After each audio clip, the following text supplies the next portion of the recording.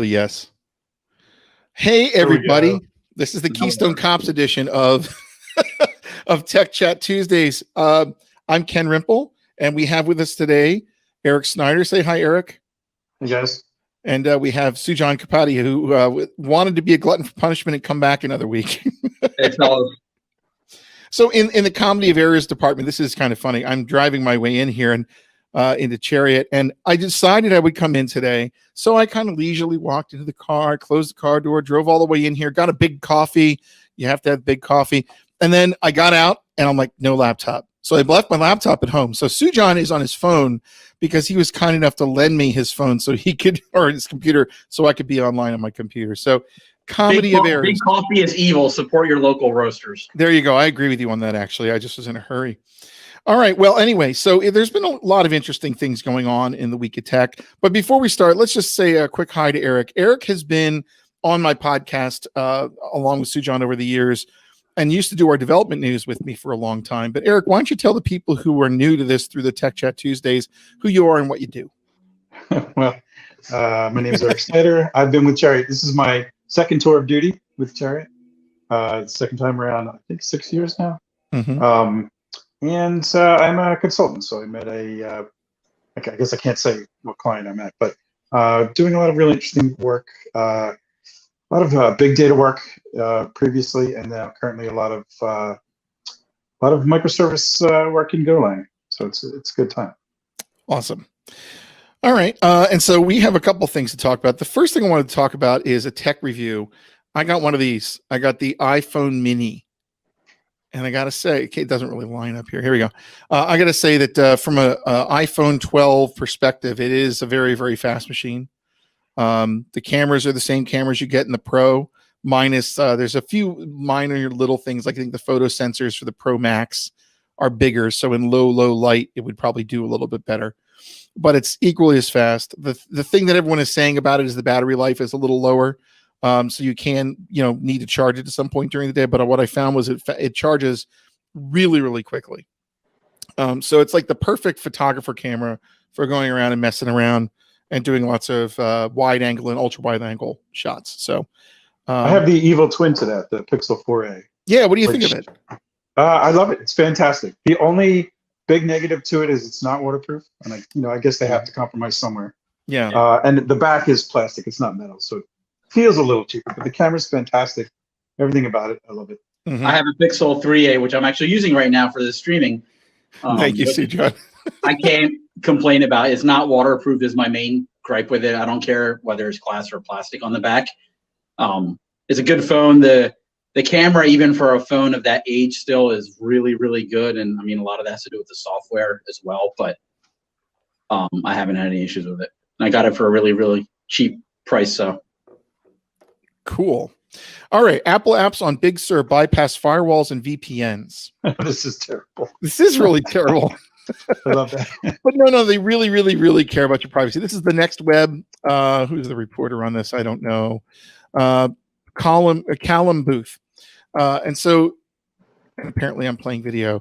So the bottom line is that when they connect up, the Apple apps themselves can actually connect up and talk to mothership without going through your firewall and VPN. And so that's not good. They actually knew about this since October. Some Apple apps bypass some network extensions, says Maxwell on Twitter, and VPN apps. This is back on October 19th. Maps, for example, can directly access the internet by bypassing any filter data provider or any app proxy providers you have running. So yeah, that seems like that could be an issue. Now, so before they had a network kernel extension, I guess now they've deprecated these kernel extensions, the network kernel extensions. Now they have network extensions, but they probably don't go through the kernel, meaning that they can go through what they want to do. I am thinking, my guess is that these are largely not malicious or deliberate.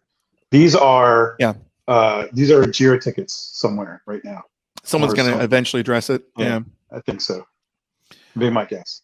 Are they all hitting the same URL or endpoint, or is it just anything that the Mac needs? Because I know people have been like modifying their etc host file to specifically point those URLs to 127.0.0.1 so they don't actually go anywhere? I don't know, but I do know that when you first fire up Big Sur, and you when people were first installing Big Sur and they were activating their apps, there's a checking home to make sure an app is a valid application. They have some sort of checksum or something they check for, and that hung up a whole bunch of people, not only on Big Sur but other Apple users, because they flooded the app, and instead of it returning that it was busy and giving it like a 500 error or something like that, it didn't return at all, and all these users were hanging. Well, so I think part of that's a different issue, but it's similar. Yeah, go ahead. I had heard that part of the issue was they weren't necessarily getting 500s. Mm-hmm. It's just that there was a high, the latency was really high. Right, they didn't get an answer. Yeah, they didn't. Well, I mean, I think some of those requests would come back eventually. The problem is the latency was so bad on some of these requests, and the fact that a Big Sur deployment hosed everybody, not just Big Sur. Yeah, I mean that. Yeah, that's the bad. It was a volume issue and tuning on their cloud infrastructure. Yeah, so that's not the same thing. I don't want to conflate the two issues, but they do talk home a lot more than you probably would think they do. Because it sounds like somebody forgot to turn on a cache somewhere. Yeah. Okay. All right, cool. Becca, can you do me a favor and throw the rest of them in there real quick? So that's an interesting little problem. In terms of Big Sur, though, I've been running Big Sur for the last couple of hours, and overall, I find it to be a little, I wouldn't say it's zippier. I know someone was doing a benchmark out there on the web in the earlier betas, and they were seeing it being a little slower for a lot of operations. I didn't see that, but it certainly wasn't slow for me. It's kind of a nice operating system to work with. I like the redesign. So I don't know. So what do you think about it? I like it. It just seems, it's an awfully long update, as they all usually are. Mm-hmm. This one more than most. And, to me, it's just not enough of a change for it to almost be worth it. I mean, some things are visually a little more appealing for sure. But I'm underwhelmed, I should say. A lot of the changes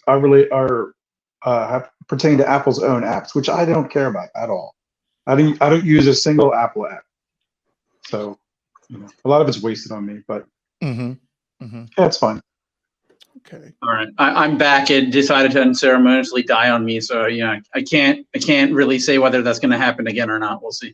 Okay. All right. All right. Can we throw you in then? I'm still kind of working through some of the articles, but here's another one, which is, let's talk a bit about what YouTube DL is. And apparently it was taken down by a takedown request, right? Yeah. So actually, I didn't even know about YouTube DL. It was interesting.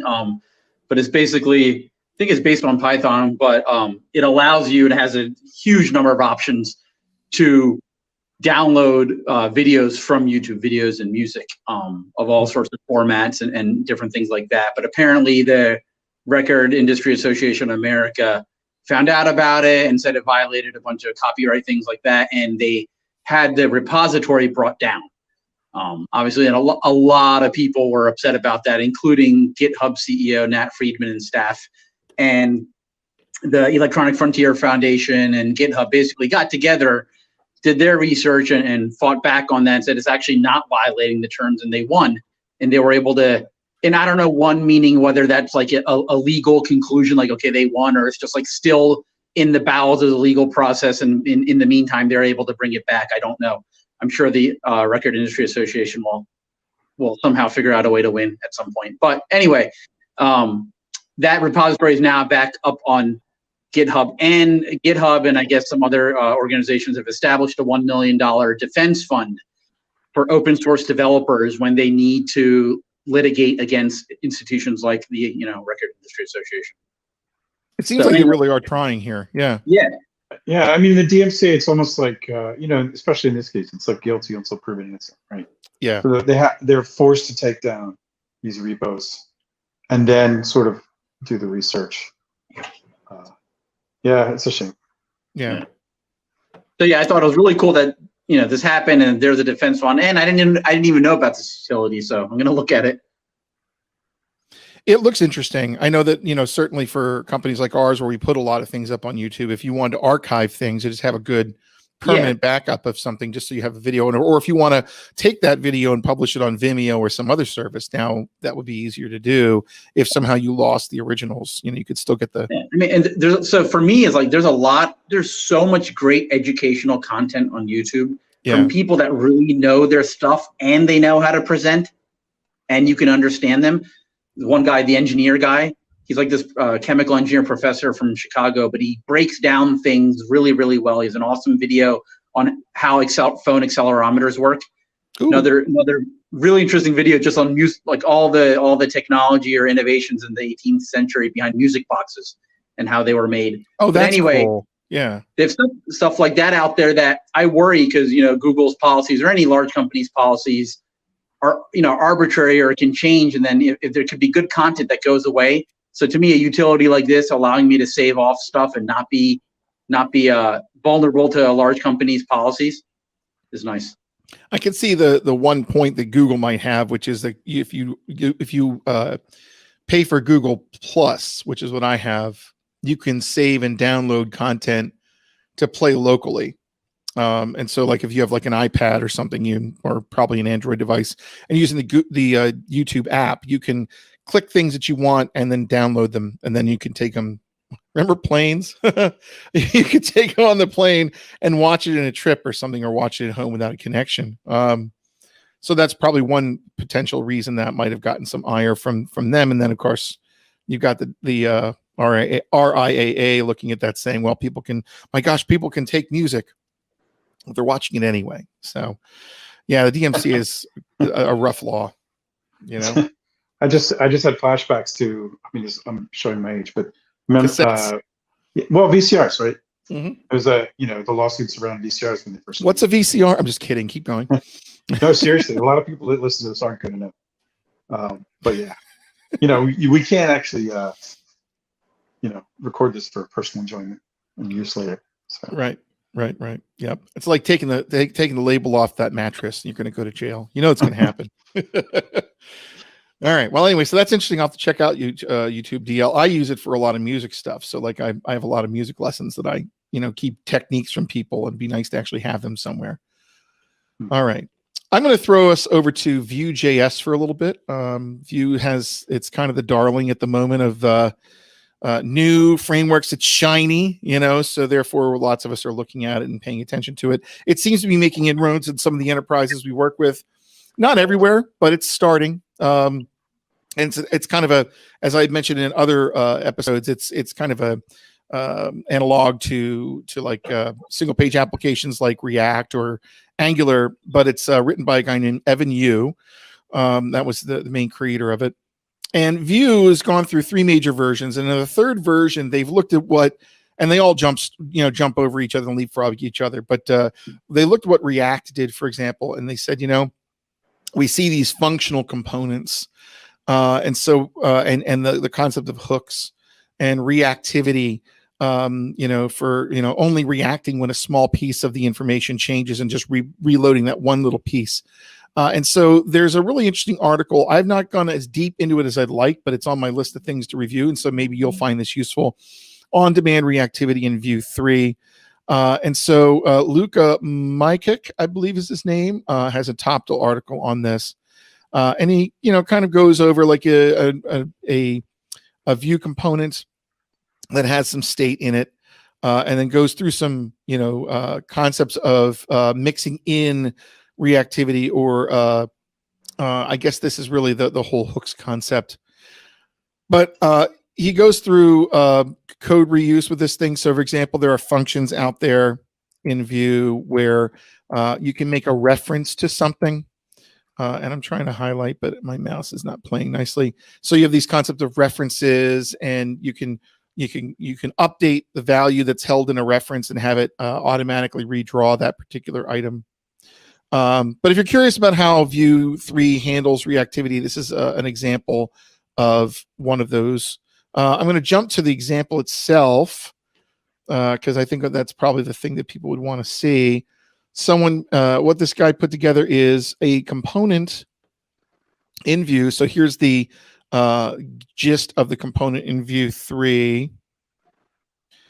And if you haven't looked at Vue before, there's these single page Vue components. And what they're single file Vue components, what they have is a template section, which is pure markup, a script section, which is your JavaScript, and then a styles section at the bottom, which is your CSS or less or whatever Sass styles or modular styles. So in one file, you have all these things. The first thought you might have is, ew, now I've got to have an editor that supports all three of those types in one file. There are plugins to all the major editors now where like Vueter, I think, is the one for Visual Studio Code. And there's a Vue 3 plugin for IntelliJ. And they will do direct editing of the type of thing. So you get code fill in for the script, you get CSS completion in the style section, and you get templates in that. That's not Vue 3. That's just been around in Vue for a while. But you'll see that we've got this Vue template markup, and the markup looks similar to other single page apps, like the double curly braces for things that get emitted, and you've got special attributes for things like loops, and special attributes for properties that are injected. So that's interesting. At and then your event. So all this is just standard Vue stuff. Conditionals. Here's like the example of a reference. So this piece of information here is an input that's fed from some reactive equation. Input I-J variable, I think it is. And then it's using a particular model to pull that information in. And what he's doing here is building a spreadsheet. So let me bring the spreadsheet itself up.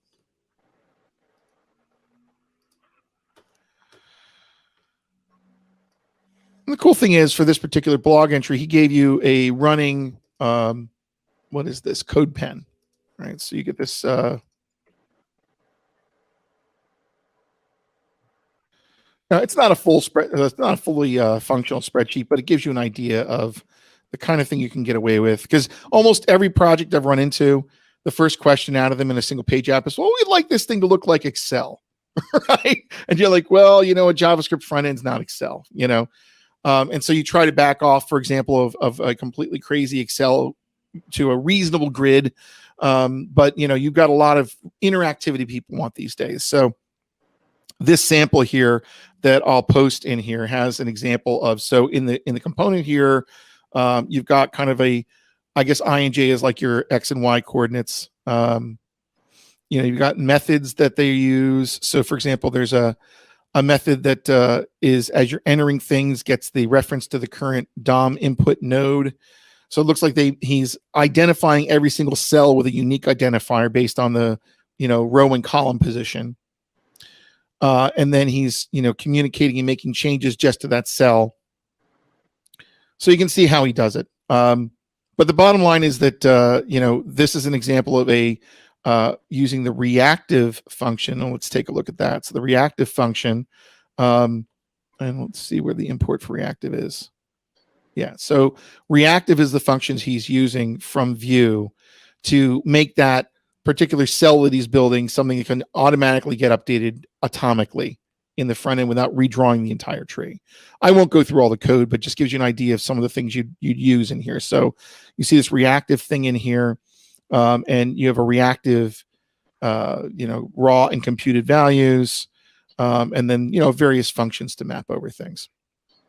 So interesting stuff to look at for later. So Ken, yeah, go ahead. So what is of the three major players, right? Vue sort of seems like the third party at this point. Yeah, so it's definitely the new one.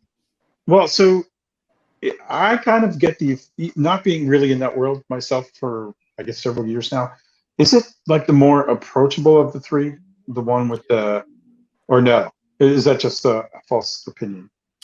No, it's not a false opinion. I think it's just different. It's like the McDonald's hamburger versus the Burger King versus the Wendy's. In a way, to me, they're just three different approaches. So Angular is still the enterprise choice, where you need a framework to do 80% of it, and everything's baked in. You got the data baked in, your reactivity built in, all the other stuff is built in. State management, Ajax.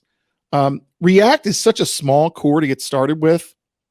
You do have to do a little more, but I still think React, there's such a huge base of people doing React that it's kind of hard to argue you out of it.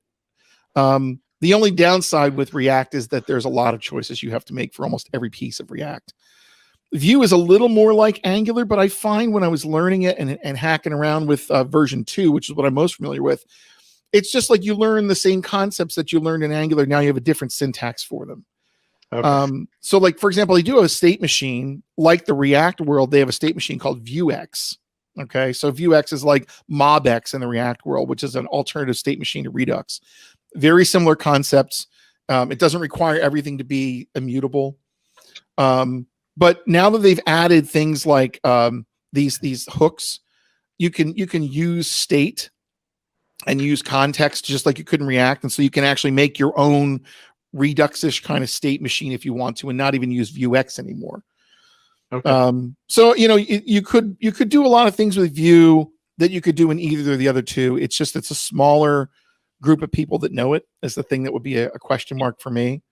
And it does feel like it's just its own world like the other two are. So I know that's not a great answer, but if someone with each version and they're adding more functionality like hooks, is it starting to like converge into what Angular and React looks like, or do you think it's going to go that route? I think it's still going to be more like React. Oh, thanks. It's going to be more like React in that it's going to still stay pretty modular.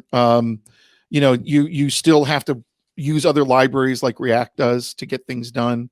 I don't believe it has an Ajax API. I could be wrong, but I'm pretty sure it doesn't. You have to use like Fetch or something, or Axios.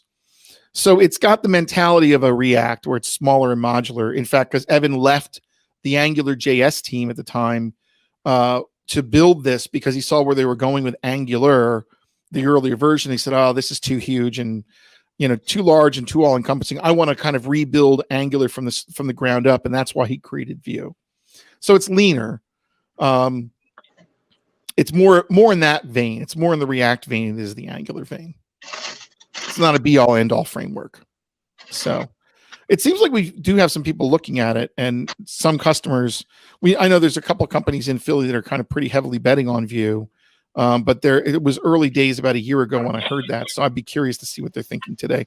If you are a company, speaking of, let's talk about interacting with us here. So if you're a company using Vue in production today, or you're working on an app for production today, we'd love to hear from you. So you can tweet and use @TechCast. And communicate with us that way. We'd love to hear from you. A couple of our clients do use Vue. I can't get into details here, but yeah, it's gaining popularity.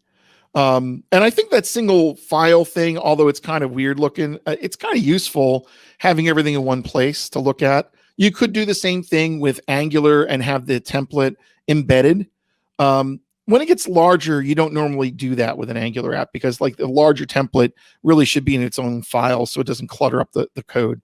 But I don't think you really have that option with a single file component as much. You'd have to break it up into multiple files again. So I don't have a ton of like real world experience in a production Vue app, so I wish I had more to say. But if you do out there, please let us know. Again, hit us up at TechCast, or there's also TechCast feedback at chariotsolutions.com if you want to email us that way. We'd love to hear from you, or post a comment here on the YouTube channel. We'd have that up in our archived items.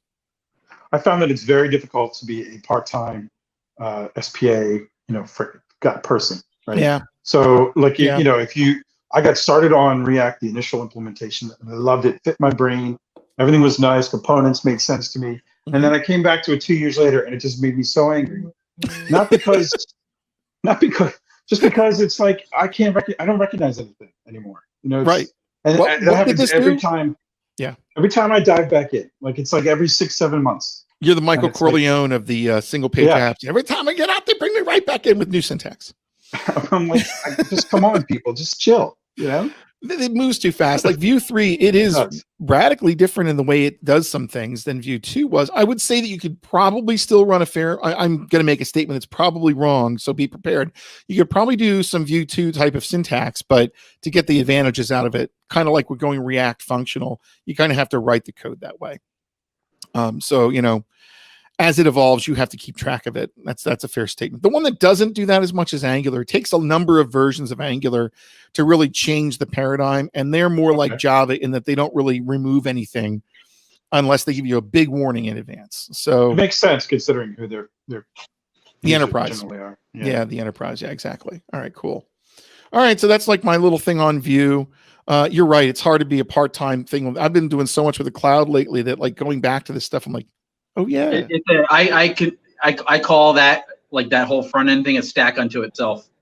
It is. It absolutely is. It's its own world of complexity and build techniques and design implementations. Like, how am I going to do my styles? And I think for most companies and most apps I've seen, they fall within, like, a small subset of categories or classes of types of apps where I feel like to have to like learn React or Angular or Vue is great for customizing things and doing one-offs or things that are not, you can't abstract well. But for other things, if there's like pre-made widget tool, SDKs or toolkits, things that have already been styled to a certain degree or themable, but provide you all the components out of the box, I feel like for a lot of larger enterprise companies, like that's probably a better route. There's obviously drawbacks with that too, with like, okay, you have to make sure that vendor of that framework is going to be around and maintain and support it and things like that. But I think for a lot of larger companies, the complexity with like doing it from scratch, is not too much. And like if you look at material, for example, I'm not a giant fan of the material design personally, but it is one of those things where you can grab a material and there's a version of that you can tell your Angular app, hey, install the material UI, give me all the widgets, and you're off and running. That's why the enterprises like this kind of stuff, because you could say, okay, I want to pull a panel up and I want to make this grid layout and I want to place this chooser over here and do this over there, and I want toast messages coming up. And you can use Angular plus the material library to get started. And I know there's things like that out in the React world too. And I think there's a couple coming out with Vue. But yeah, definitely if you're a development team and you have no, like large investment in design, you're going to want to pick things like that and reuse things that people are looking at. The challenge there is picking something that's going to stick around and be stable for a while. So these are all decisions that you need to make by, and talk to a lot of people and get their buy-in and do research on whether the library is going to stick around. It's the typical thing, right? With open source, how many committers are there? How popular is it? How stable is it? Does it do regular releases? Does it clear off its queue of bugs? Does it close? My favorite one now is they close the bugs right away because you haven't communicated in a week. Like, oh, it's not a bug. Well, it's still a bug. You just haven't, gone back and forth to address it. So that's one of my favorite GitHub tricks these days.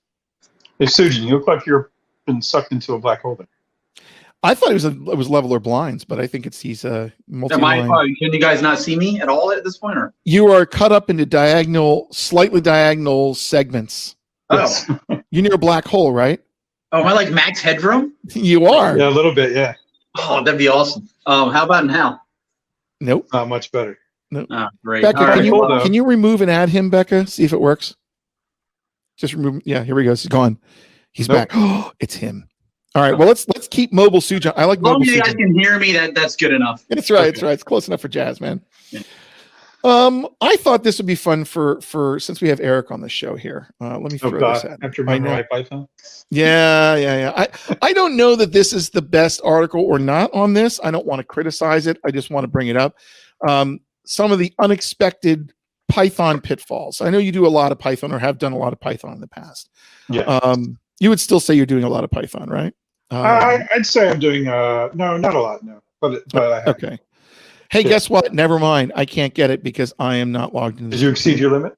Oh, okay. I'm not. It's Sujan's computer, and he's not logged into Medium. I do remember. Well, actually, I do remember the first one from this link. So, this is actually really good if anybody's doing a Python interview, because I'd say probably 80% of Python interviews this comes up, and it's amazing how people get it wrong. The arguments, static arguments. It's so shocking. So people don't realize that in Python, when you import a module, that's everything in that module, that Py file. It runs at that point, at the point of import. Mm-hmm. So any code that you have in there, you don't have to have code in a function. It can just be sort of loose by itself. That'll run, and then also the function definitions itself, they run. So the actual defining of the function, class definitions themselves. When classes are being defined, that's actually the class running, essentially, the fact that it's getting defined. Well, if you have a function or a method that has a default, an argument that has a default value, that evaluation happens at import time when the method or the function is defined. So if that default value is mutable, you can see where I'm going with this, right? Yep. So what's a very common mistake is, and I totally made this mistake, I don't know, at least 10 times. So is to have a default, let's say you have an argument that takes a list, right? Well, Mhm. you know, by default, you want your list to be empty, so that you make your default value an empty list. Well, shocker of all shockers, that argument is mutable. So, so when Oops. you, yeah, so at any point in time, if you change that list, it then becomes the value, that the new default value of that argument. So you can potentially really mess yourself up there. So that's why in Python it's really weird to see. But you know, if you have an argument that has a default value of none, that's very common to see. That's like that means that well, I really wanted this to be an empty list. Mhm. So you kind of have to write a little bit extra code around it. But Here's yeah. Go ahead. Keep no, going. that's it. Go ahead. So I have the actual article here. So let me bring up, or I should say, I have it locally on my phone, but I'm doing a little bit of Google magic. So here we go. Here's another post. I'm sure this is like one of the most popular, like write a blog post on Python articles. But Florimon.dev has a blog article on this. So for example, this I think was maybe the other one, but is this the same one? This is different. This is not the import. This is an arguments thing. Default arguments. Was that the one you were talking about? Oh, that's the same thing. Yeah. Yeah, So that's exactly the same thing. So visualizing it, you have a function out there, and it has an inputs parameter. The default is an empty array, but the thing is, it was initialized once with an empty array. And let's say you just append to it because you initialized quote unquote an empty array. Now all of a sudden, if you call it 2 or 3 or 4 times, all of a sudden you keep getting more data in your array because it doesn't reinitialize it. So there's your example. Yeah, it behaves completely differently than any other language. That is odd. Yeah, it is odd. That is really and, you know, strange. if you have a decent linter, it'll catch it. But I mean, that's like totally not what I would, the principle of least surprise or whatever it is. Totally the opposite of that. Exactly. Principle of Monty Python based surprise. Right. Yeah. So in this case, you would say inputs equal none, and then you would check for none. Good. Yeah. Right. In the body of the function. More sane. Yeah. The other ones that are in this article, if you have Medium, you can use the article we're pointing to in the original post, but not a number, non-reflexivity. So apparently not a number is not a number. Yeah, but I don't think that's unique to Python. That's not unique to Python. Yeah. That's like JavaScript with that kind of thing too. Not a number, and all sorts of other fun things. All right. Late binding closures is another one they come up with. So let's see. Late binding causes all the functions to assume a value from the last iteration because closure in which all the functions are defined in is closed. Never mind. I'm not going to bother reading it because I'm reading it on phone. Anyway, you could take a look at that and say, wow, you might not know all of the way Python functions. All right. I'm going to try to put something in for Sujan now. Kubernetes or Kubernetes. I don't know what you want to call them. Here we go. Shining a light on the Kubernetes, a user experience with Headlamp. So I guess this is a couple things. I haven't really used Kubernetes in anger yet. I've only started researching it a little bit. A lot of our projects are starting to use it now. A lot of clients use it. I always like learning things on the command line first, but apparently there are a number of UIs out for Kubernetes, Kubernetes Dash. Lens apparently is a very popular one. And then this new one just released called Headlamp. And kind of curious, viewers or anyone, you guys, have you used any of the Kubernetes UIs? Are they worth it? Are they helpful at all? I could see maybe it being useful at larger companies, but kind of curious. So this is apparently like, I guess the guy was not happy with what was out there. He wanted something open source and modular. And there's like a number of other criteria that he mentioned on there. Actually, let me take a look because I thought that was interesting. Mm-hmm. I don't have it in front of me. So Headlamp is one, right? That's the... Yeah. Right, it's not tied to a specific Kubernetes distro, modern user interface, et cetera, multi-cluster. Apparently not all of them are multi-cluster aware. Oh, okay. So I don't know, I could see the value in something like this, but not if you don't know how it actually works. So like, if you're using Terraform and standing up stuff for Kubernetes, you kind of have to know how things work and what are all the pieces and how to stand them up. If you were just gonna click through a UI and do things, I'd be afraid that you don't really know what's going on behind the scenes. But once you Mm. know how things work, it could be pretty powerful to use something like that. So I mean, I don't know. You know, Eric, in your experience or interactions with people that are using Kubernetes yourself, have you seen people use any higher level tooling around it? So I've experienced with OpenShift's Kubernetes implementation, and it hides everything, which I agree with you is generally not a good thing. I'm about to dive into EKS, which is Amazon's Kubernetes implementation, and I'm curious myself to learn how different it might be to a vanilla, Kubernetes cluster, Kubernetes implementation. So, and theoretically, because it supports, EKS, whatever some recent Kubernetes API spec, theoretically, any of these tools can be used with that. So I'd be curious to see. But I also want to know, like, maybe I'll try and track down some numbers. What are the popular EKS or not popular Kubernetes distros out there? How many people are using, the Azure implementation versus the AWS implementation or the GCE implementation versus, all these other companies that are trying to make a go, like OpenShift and all those other guys? I don't know. Yeah, that's a good question. I know that I only have experience in the ECS, which is the non-Kubernetes Docker implementation on AWS, and it's got a reasonable console. I wouldn't say I'm a production tuning person for it, but it seems like it's pretty complete, in terms of being able to monitor the usage and what it's doing and how it's balancing load and things like that across the different clusters. It seems pretty useful, but a fair number of clicks to get some things done. But we'll give you some stats. So I'm curious what EKS looks like. I mean, to me, the console is almost irrelevant, like whatever the UI experience is, because I don't know, like, have you ever heard this analogy? Like, the US Navy designs their submarines a specific way. Have you heard this before? No, go for it. You can, in theory, you could completely automate most of the operations on a submarine, but they deliberately make everything very manual. Because when something goes wrong in a crisis situation, you have to know how everything works, right? Yeah. You have to know what valves to turn. You have to, like, all the stuff that can be automated, they deliberately do not. So I kind of, like, as a software developer, I want to think the same way. Like, I want to know, what are the API calls I have to make to do this? You know what I mean? Where is this being logged really? All this sort of stuff. So if I do spend a little more time writing a little bit of my own tooling and understanding these APIs and just avoiding the consoles if I can, I do like to do that. I think that makes a lot of sense. It's like being an instrument-rated pilot, right? I mean, if you want a pilot that is allowed to fly through bad weather and things like that, they have to get instrument-rated, which I think is a lot harder than not being an instrument-rated pilot. So learning the servicing APIs and the monitoring APIs in AWS for EKS is more important to you then. So at least you could put together whatever metrics you want. Yeah, exactly. Yeah. And things will go wrong, and you need to understand. Of course.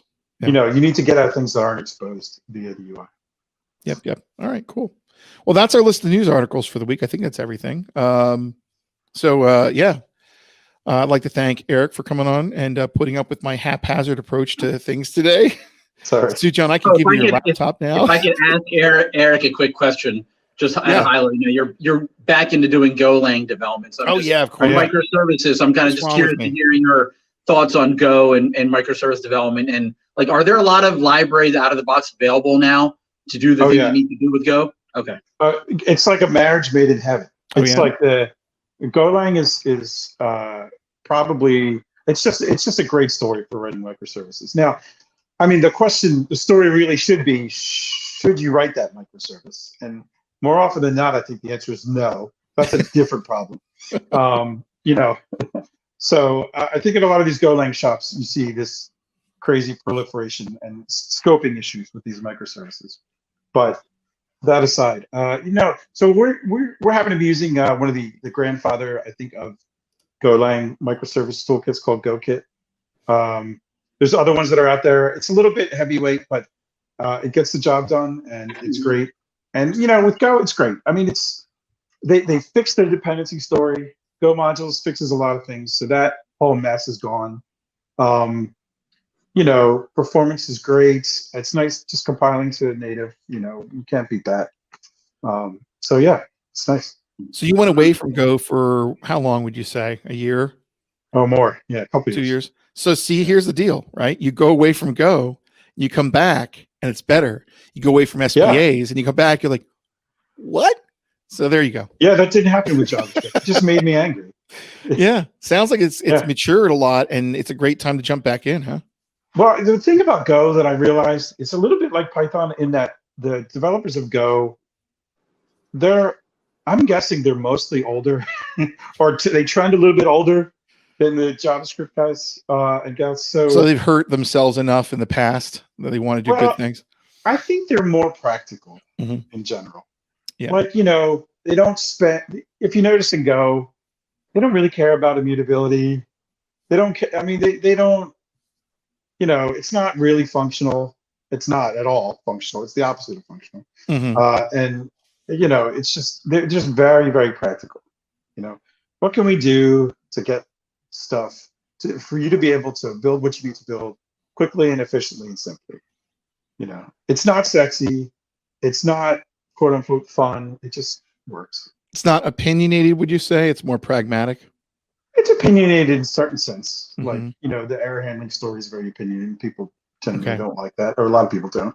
Mhm. But I don't know. It's like it's an obvious evolution from C, right? So if you think of the mindset of the average C developer, you just sort of expand that, and that's what I think of Go.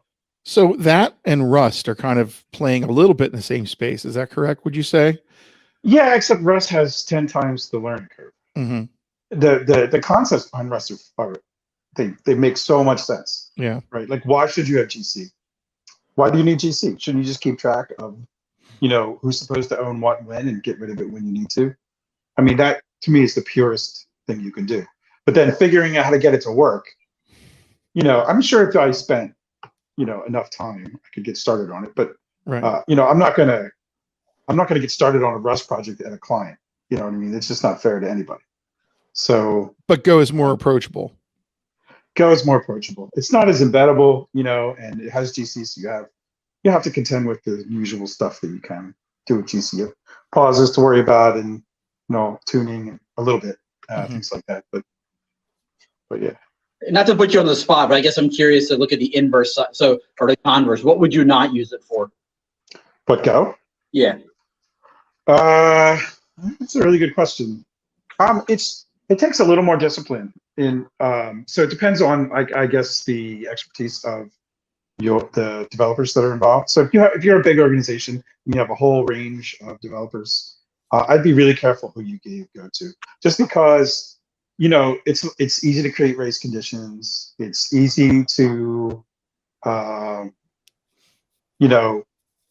pass values around when you should be passing pointers around, stuff like that. Like, it's a little more, you have to think a little more like a C developer. It's safer than C, for sure. Definitely safer than C, but you do need to think about it a little more, what you're doing. Okay. Cool. Awesome. All right, Eric, thank you for that. I'm sorry I buried your lead there because we were going to talk about that, and I just was looking at the time more than anything. So thank you for your input on Go.